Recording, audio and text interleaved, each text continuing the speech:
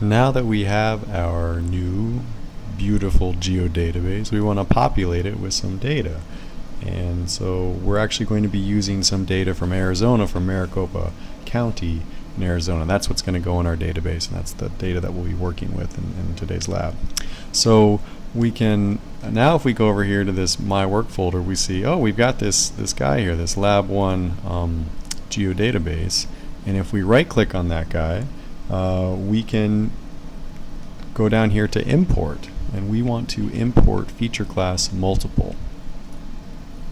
So let me bring that over here, make sure that you can see it. So we have this import feature. Alright, so what do we want to import? So we need to browse, and we are actually going to browse up a little bit until we get to the data folder, and inside that there's Maricopa County. Again, hopefully you guys have copied this over, and we want to start with the two shape files which are in here.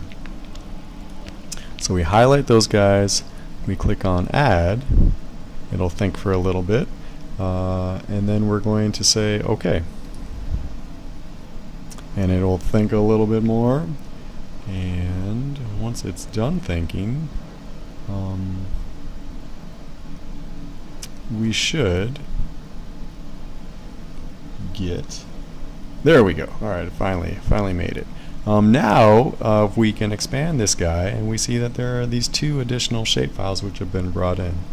We can also import a data table. So we go back to that guy's name, we go back to import here, but this time we want to import a table.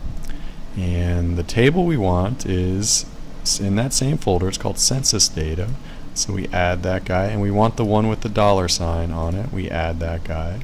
And then we want to give it a name, so we're going to call it census data.